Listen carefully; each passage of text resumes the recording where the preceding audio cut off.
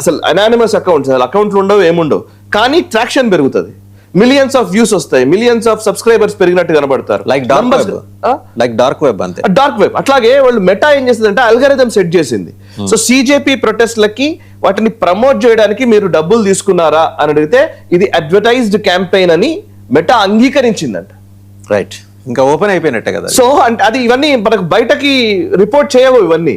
But point is meta ఏం చేస్తుంది, meta ఇప్పుడనే కదా, ఇంతకు ముందు కూడా మనం ఇప్పుడు ట్విట్టర్ టైంలో మనం చూసాం సార్, ఖలిస్తాన్ రెఫరెండం 2020 అని అప్పుడు 2020లో ఒక హ్యాష్ ట్యాగ్ ని అదే పనిగా ఖలిస్తాన్ రెఫరెండం 2020 అనేది భారతదేశంలో హ్యాష్ ట్యాగ్ ట్రెండింగ్ లోకి వచ్చింది ట్విట్టర్లో. ఎలా వచ్చింది అని అంటే ట్విట్టర్ కి 500 కోట్లో 600 కోట్లో ఆ పర్టికులర్ ఖలిస్తానీ మూకలు పే చేశాయి. పే చేయడంతో ఆ పర్టికులర్ హ్యాష్ ట్యాగ్ ని ఇక్కడ ట్రెండింగ్ లోకి తీసుకొస్తారు. అది కూడా ఇండియాలో జాగ్రఫికల్ గా చూస్తే ఇండియాలో ఖలిస్తాన్ రెఫరెండం 2020 అనేది హ్యాష్ ట్యాగ్ ట్రెండింగ్ లోకి వస్తే మన దేశంలో ఏమనుకుంటారు, మామూలుగా సిక్కు సోదరులు ఏమనుకుంటారు, నిజంగానే ఖలిస్తాన్ అనేది అందరూ సపోర్ట్ చేస్తున్నారేమో అని వాళ్ళని మభ్యపెట్టడం. ఆర్టిఫిషియల్ గా దాన్ని ట్రెండింగ్ లోకి తీసుకొచ్చి ఆర్టిఫిషియల్ గా దానికి ట్రాక్షన్ బిల్డ్ చేసి తద్వారా ఒక ఒపీనియన్ బిల్డ్ చేసి చూసారా ప్రభుత్వానికి వ్యతిరేకత పెరుగుతోంది అనే దాన్ని క్రియేట్ చేసే ఒక ప్రయత్నం సీరియస్ గా జరుగుతోంది. ఇందులో టెక్నాలజీ జైంట్స్ అయిన కంపెనీలు పనిచేస్తున్నాయి, ఇటు పాకిస్తాన్ లేదా టర్కీ లాంటి దేశాలు పనిచేస్తున్నాయి, మన దేశంలో ఉండేటువంటి వ్యక్తులు పనిచేస్తున్నారు. అందుకే జనరల్ బిపిన్ రావత్ గారు అన్నారు అప్పట్లో 2.5 ఫ్రంట్ వార్ అని. అంటే 2 ఫ్రంట్ వార్ కాదు, 2.5 ఫ్రంట్ వార్ అని. ఇప్పుడు నేనేమంటానంటే 3.5 ఫ్రంట్ వార్. ఇంతకుముందు ఆయన అన్నది పాకిస్తాన్ అండ్ చైనా 2 ఫ్రంట్ అన్నారు. ఇప్పుడు పాకిస్తాన్, చైనా, బంగ్లాదేశ్ కూడా చేరింది. టర్కీని కూడా కలిపేయండి. అఫ్ కోర్స్ టర్కీ మన పక్కన లేదు, బార్డర్ షేర్ చేసుకోవట్లేదు. 3.5 ఈ 0.5 మన దేశంలోనే ఉన్నారు.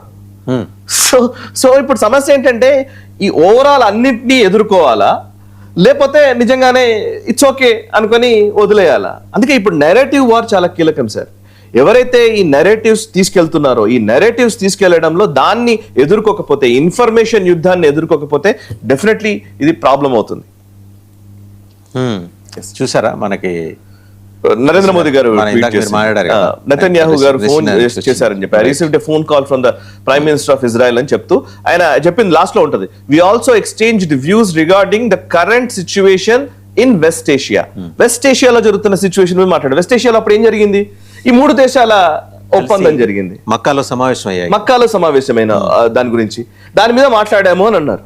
అండ్ చాలా అంటే అఫ్ కోర్స్ డిప్లొమాటిక్ లెవెల్ ఆ స్థాయిలో ఉన్న వాళ్ళు జస్ట్ నర్మగర్భంగా చెప్పాల్సిందే, అంతకు మించి కూడా చెప్పకూడదు కూడా. ఎగ్జాక్ట్లీ. అండ్ అదే టైంలోనే చూడండి మీరు టర్కీ డ్రోన్లు సర్క్యూట్ లోకి వచ్చాయి. అంటే మనం అప్రమత్తంగా ఉన్నామనే ఒక సంకేతాన్ని, సందేశాన్ని బయట ప్రపంచానికి తెలియజేయడం కోసం ఇచ్చిన సమాచారం మాత్రమే. వాసు గారు ఇంకొకటి కూడా ఉంది, మన రక్షణ శాఖ మంత్రి రాజ్నాథ్ సింగ్ గారు గత ఒక 4-5 నెలల క్రితం అనుకుంటాను, 5-6 నెలల క్రితం, సబ్జెక్టివ్ కరెక్షన్, 5-6 months ago ఆయన ఒక స్టేట్మెంట్ ఇచ్చారు. గుజరాత్ సర్క్రీక్ దగ్గర పాకిస్తాన్ డిప్లాయ్ చేయాలనుకుంటోంది, లోపలికి వచ్చే ప్రయత్నాలు చేస్తున్నారు. సర్క్రీక్ విషయంలో కనుక మీరు లోపలికి వచ్చే ప్రయత్నం చేస్తే మాత్రం మీ కరాచీ ఉండదు అని స్టేట్మెంట్ ఇచ్చారు. అంటే ఇవన్నీ ఎందుకంటే వార్తా కథనాలు అప్పుడప్పుడు అక్కడక్కడ ఆయన మాట్లాడిన బయట కూడా ప్లే చేసాం మనం. అవును, ఆ రోజు మాట్లాడారు రాజ్నాథ్ సింగ్ గారు మాట్లాడారు. అండ్ వెస్టర్న్ ఫ్రంట్ లో యుద్ధం వస్తే ఈసారి పాకిస్తాన్ కొన్ని భూభాగాలు కోల్పోక తప్పదు అని మన ఆర్మీ చీఫ్ ఇచ్చిన స్టేట్మెంట్లు కూడా ఉన్నాయి. అనిల్ చౌహాన్ గారు అనుకుంటా ఆల్రెడీ నిన్న ఒకటి కోల్పోయింది, బలూచిస్తాన్. సో నా పాయింట్ ఏంటంటే ఓవరాల్ గా మనం అంటే చాలా వార్తా కథనాలు వస్తూ ఉంటాయి, వార్తలు వస్తూ ఉంటాయి, కానీ వాటిని కనెక్ట్ చేస్తే గానీ అసలు విషయం బయటికి రాదు. సో అదే ప్రయత్నం మనం చేస్తున్నాం. రైట్.